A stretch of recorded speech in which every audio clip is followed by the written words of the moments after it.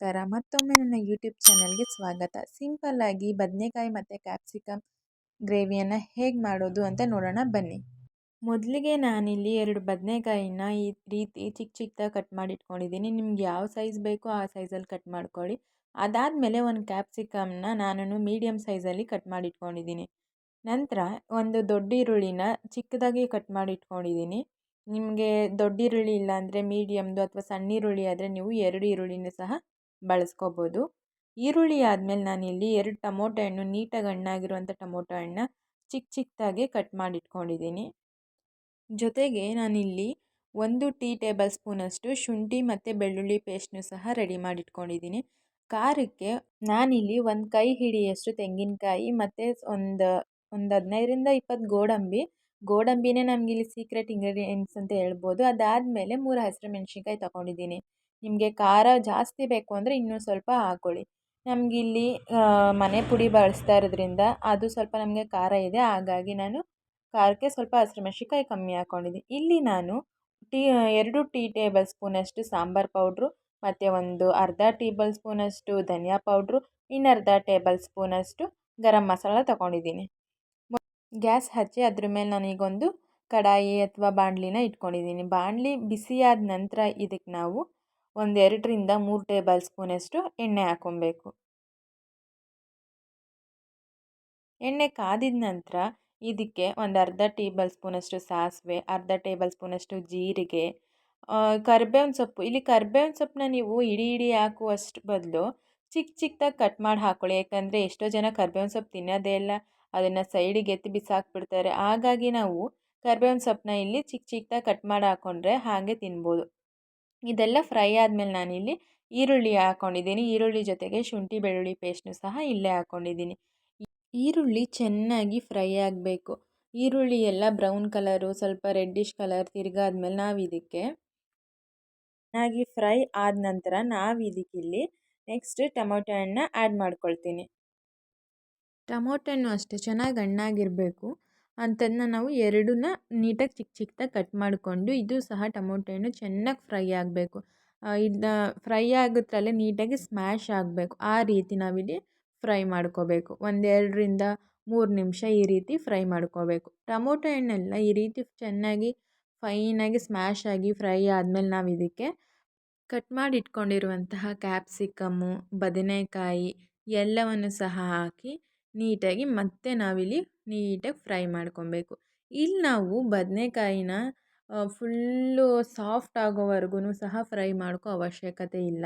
ಯಾಕಂದರೆ ನಾವು ಈಗಲೇ ಇಲ್ಲಿ ಸಾಫ್ಟ್ ಆಗುವಾಗೆ ಫ್ರೈ ಮಾಡ್ಕೊಬಿಟ್ರೆ ನಾವು ಇನ್ನೂ ಗ್ರೇವಿಗೆ ಮಸಾಲೆ ಹಾಕಬೇಕು. ಮಸಾಲೆ ಹಾಕಿ ಪೌಡರ್ಗಳು ನೀರೆಲ್ಲ ಹಾಕಿ ಲಾಸ್ಟ್ವರೆಗೂ ಕುದಿಸ್ತಾ ಬಂದರೆ ಅದು ನಮಗೆ ಬಾಯಿಗೆ ತಿನ್ನೋಕ್ಕೆ ಸಿಗೋದಿಲ್ಲ. ಈ ಟೈಮಲ್ಲಿ ಸ್ವಲ್ಪ ಸಾಫ್ಟ್ ಆಗಲಿ ಅಂತ ನಾನು ಒಂದು ಚಿಟಿಕೆ ಉಪ್ಪನ್ನ ಉದುರಿಸಿದ್ದೀನಿ.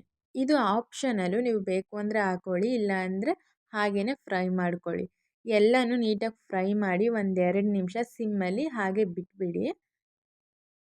1-2 ನಿಮಿಷ ಆದಮೇಲೆ ನಾವು ಇದಕ್ಕೆ ಸಾಂಬಾರು ಪೌಡ್ರು ಅಥವಾ ಖಾರ ಪೌಡ್ರು, ಧನಿಯಾ ಪೌಡ್ರು ಮತ್ತು ಗರಂ ಮಸಾಲ ನಾವೇನು ಮಸಾಲೆ ಪೌಡರ್ಗಳನ್ನ ತೊಗೊಂಡಿದ್ದೀವಿ ಅದನ್ನು ಇದಕ್ಕೆ ಹಾಕ್ಕೊಂಡು ನೀಟಾಗಿ ಮಿಕ್ಸ್ ಮಾಡಿ. ಜೊತೆಗೆ ನಾನಿಲ್ಲಿ 1/4 ಟೇಬಲ್ ಸ್ಪೂನಷ್ಟು ಅರಿಶಿನ ತೊಗೊಂಡಿದ್ದೀನಿ.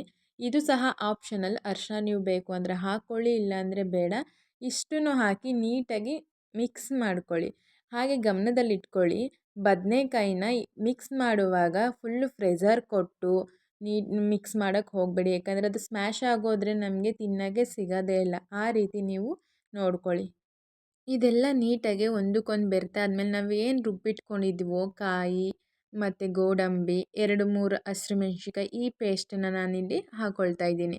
ಇದನ್ನು ಹಾಕ್ಕೊಂಡು ಇದನ್ನು ಮತ್ತೆ ನೀಟಾಗಿ ಒಂದಕ್ಕೊಂದು ಬೆರೆತ್ಕೊಳ್ಳೋ ಹಂಗೆ ಈ ರೀತಿ ನೀಟಾಗಿ ಮಿಕ್ಸ್ ಮಾಡ್ಕೊಳ್ಳಿ. ಹಾಗೆ ಮಿಕ್ಸ್ ಮಾಡಿಕೊಂಡು ಸ್ವಲ್ಪ ಮಸಾಲೆ ಹಸಿ ವಾಸನೆ ಹೋಗುವವರೆಗೂ 1ರಿಂದ 1.5 ನಿಮಿಷ ನಿಧಾನವಾಗಿ ಫ್ರೈ ಮಾಡ್ಕೊಳ್ಳಿ. ಈ ರೀತಿ ಎಲ್ಲ ಮಿಕ್ಸ್ ಆದಮೇಲೆ ನಾವೀಗ ಮಿಕ್ಸಿ ಜಾರಲ್ಲಿ ಏನು ರುಬ್ಕೊಂಡಿದ್ವೋ ಮಸಾಲೆ ಅದರಲ್ಲಿ ಸ್ವಲ್ಪ ಎಲ್ಲ ಉಳ್ಕೊಂಡಿರುತ್ತಲ್ವ, ಅದಕ್ಕೆ ಸ್ವಲ್ಪ ನಾನಿಲ್ಲಿ ನೀರು ಹಾಕ್ಕೊಂಡು ಇದಕ್ಕೇ ಹಾಕ್ಕೊಳ್ತೀನಿ. ನೋಡಿ, ಹೀಗೆ ನಾವಿಲ್ಲಿ ಮಿಕ್ಸಿ ಜಾರ್ ತೊಳೆದಂಥ ನೀರನ್ನು ಸಹ ನಾನಿಲ್ಲಿ ಹಾಕ್ಕೊಳ್ತಾ ಇದ್ದೀನಿ. ಎಲ್ಲನೂ ಈ ರೀತಿ ಮಿಕ್ಸ್ ಮಾಡಿಕೊಂಡು ಸಿಮ್ಮಲ್ಲೇ 1 ರಿಂದ 2 ನಿಮಿಷ ಬೇಯಕ್ಕೆ ಬಿಡಿ. ಇದಾದ್ಮೇಲೆ ನಮಗೆ ಗ್ರೇವಿ ಯಾವ ರೀತಿ ಬೇಕು, ಯಾವ ಕನ್ಸಿಸ್ಟೆನ್ಸಿಲಿ ಬೇಕು, ಥಿಕ್ಕಾಗೆ ಫುಲ್ಲು ತೆಳ್ಳಗೆಲ್ಲ ಮಾಡ್ಕೊಳ್ಳೋಕೆ ಹೋಗಬೇಡಿ. ಇದನ್ನು ದೋಸೆಗೆ, ಚಪಾತಿಗೆ, ಇಡ್ಲಿಗೆ, ಪೂರಿಗೆ ಯಾವುದಕ್ಕೆ ರೈಸ್ಗೂ ಸಹ ಇದು ಕಾಂಬಿನೇಷನ್ ತುಂಬ ಚೆನ್ನಾಗಿರುತ್ತೆ. ನಿಮಗೆ ಫುಲ್ ತೆಳ್ಳಗೆಲ್ಲ ಮಾಡ್ಕೊಳ್ಳೋಕೆ ಹೋಗಬೇಡಿ. ಒಂದು ಸ್ವಲ್ಪ ಥಿಕ್ಕಾಗೆ ಕರಿ ರೂಪದಲ್ಲಿ ಅಥವಾ ಈ ಗೊಜ್ಜು ಗ್ರೇವಿಗಳ ರೂಪದಲ್ಲಿ ನಿಮ್ಗೆ ಯಾವ ಬೇಕೋ ಅಷ್ಟು ನೀರು ಹಾಕ್ಕೊಂಡು ಇಲ್ಲಿ ನಾನು ರುಚಿಗೆ ಎಷ್ಟು ಬೇಕಷ್ಟು ಉಪ್ಪು ಹಾಕ್ಕೊಳ್ತಾ ಇದ್ದೀನಿ. ನಾವು ಮೊದಲಿಂದನೂ ಸಹ ಇದಕ್ಕೆ ನಾವು ಉಪ್ಪು ಹಾಕಿರಲಿಲ್ಲ, ಅದನ್ನು ನೀವು ಗಮನದಲ್ಲಿಟ್ಕೊಳ್ಳಿ. ಅದಾದಮೇಲೆ ನಾನಿಲ್ಲಿ ರುಚಿಗೆ ಎಷ್ಟು ಬೇಕಷ್ಟೇ ಉಪ್ಪು ಹಾಕ್ಕೊಂಡು ನಾವು ಇದನ್ನು ಈಗ ಲೋ ಟು ಮೀಡಿಯಮ್ ಫ್ಲೇಮಲ್ಲಿ ಒಂದು 10 ರಿಂದ 15 ನಿಮಿಷ ಸಾಕಾಗುತ್ತೆ. ಅಷ್ಟರಲ್ಲಿ ನಾವು ಇದನ್ನು ಬೇಯಿಸ್ಕೊಬೇಕು. ನಾನಿಲ್ಲಿ ಇದಕ್ಕೆ ಒಂದು ಸ್ವಲ್ಪ ಒಂದು ಪಿಂಚಷ್ಟು ಅಥವಾ ಒಂದು ತುಂಡಷ್ಟು ಬೆಲ್ಲ ಹಾಕಿದ್ದೀನಿ. ಆ ವಿಡಿಯೋ ಸ್ಕಿಪ್ ಆಗಿದೆ. ನೀವು ಸಹ ಇಲ್ಲಿ ಒಂದು ತುಂಡಷ್ಟು ಬೆಲ್ಲ ಹಾಕ್ಕೊಳ್ಳಿ. ಬೆಲ್ಲ ಹಾಕಿದ ನಂತರ ನಾನಿಲ್ಲಿ ಒಂದು 10 ರಿಂದ 15 ನಿಮಿಷ ನಾನಿಲ್ಲಿ ಲೋ ಟು ಮೀಡಿಯಮ್ ಫ್ಲೇಮಲ್ಲಿ ಬೇಯಕ್ಕೆ ಬಿಡ್ತೀನಿ. ನೋಡಿ, ಒಂದು 10 ರಿಂದ 15 ನಿಮಿಷ ನಾವು ಇದನ್ನು ಲೋ ಟು ಮೀಡಿಯಮ್ ಫ್ಲೇಮಲ್ಲಿ ಬೇಯಿಸ್ಕೊಂಡಾಗ ನಮಗೆ ಗ್ರೇವಿ ಈ ರೀತಿ ರೆಡಿ ಆಗುತ್ತೆ.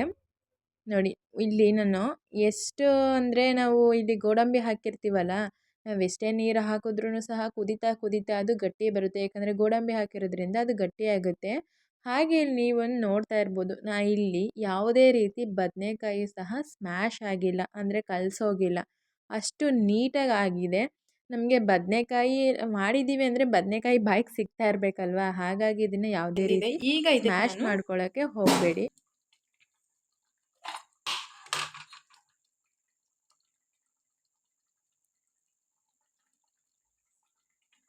ಒಂದು ಟೀ ಟೇಬಲ್ ಸ್ಪೂನಷ್ಟು ತುಪ್ಪ ಹಾಕ್ಕೊಳ್ತಾ ಇದ್ದೀನಿ. ಇದು ಆಪ್ಷನಲ್ಲು, ನಿಮ್ಗೆ ಬೇಕು ಅಂದರೆ ಹಾಕ್ಕೊಳ್ಳಿ, ಇಲ್ಲ ಅಂದರೆ ಸ್ಕಿಪ್ ಮಾಡ್ಬೋದು.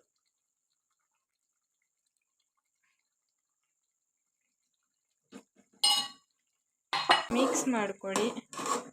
ಮಾಡ್ಕೊಂಡಾದಮೇಲೆ ಇದನ್ನ 1 ರಿಂದ 1.5 ನಿಮಿಷ ಬೇಯಕ್ಕೆ ಬಿಡಿ. ಲೋ ಫ್ಲೇಮಲ್ಲೇ ಬಿಟ್ಟಿದ್ವಲ್ಲ, 1 ರಿಂದ 1.5 ನಿಮಿಷ. ಅದು ಹೇಗಾಗಿದೆ ನೋಡೋಣ ಬನ್ನಿ. ನೋಡಿ ಎಷ್ಟು ಚೆನ್ನಾಗಿ ನಾವು ಹಾಕಿದಂಥ ಎಣ್ಣೆ, ತುಪ್ಪ ಎಲ್ಲವನ್ನು ಸಹ ಈ ಗ್ರೇವಿ ಬಿಟ್ಕೊಂಡು ನೀಟಾಗಿ ಬೆಂದಿದೆ. ಇದನ್ನು ಮತ್ತೊಮ್ಮೆ ಒಂದು ಸತಿ ಲಾಸ್ಟ್ ಮಿಕ್ಸ್ ಮಾಡ್ಕೋವಾಗ ಹುಷಾರು, ಕಲಿಸ್ಕೋಬೇಡಿ.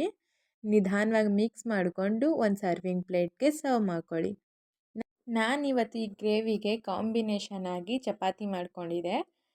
ಈ ಚಪಾತಿ ಮತ್ತು ಗ್ರೇವಿ ಎಷ್ಟು ಚೆನ್ನಾಗಿ ಬಂದಿತ್ತು ಅಂದರೆ ನಿಜ ಮನೆಯವ್ರಿಗೆ ಮಾಡಿಕೊಡಿ, ತುಂಬ ಚೆನ್ನಾಗಿತ್ತು. ಚಿಕ್ಕ ಮಕ್ಕಳಿಂದ ಹಿಡಿದು ದೊಡ್ಡೋರ್ವರೆಗೂ ತುಂಬ ಟೇಸ್ಟಿಯಾಗಿದೆ ಅಂತ ತಿಂತಾರೆ. ಮತ್ತೆ ಮತ್ತೆ ಮಾಡು ಅಂತಲೂ ಸಹ ಕೇಳ್ತಾರೆ. ನೀವು ಟ್ರೈ ಮಾಡಿ ಮನೇಲಿ ಹೇಗೆ ಬಂತು ಅಂತ ದಯವಿಟ್ಟು ಕಾಮೆಂಟ್ ಸೆಕ್ಷನಲ್ಲಿ ಕಾಮೆಂಟ್ ಮಾಡಿ. ಯಾರೆಲ್ಲ ಹೊಸ್ದಾಗಿ ನನ್ನ ಚಾನೆಲ್ನ ನೋಡ್ತಾ ಇದ್ದೀರಾ ದಯವಿಟ್ಟು ಸಬ್ಸ್ಕ್ರೈಬ್ ಮಾಡಿ.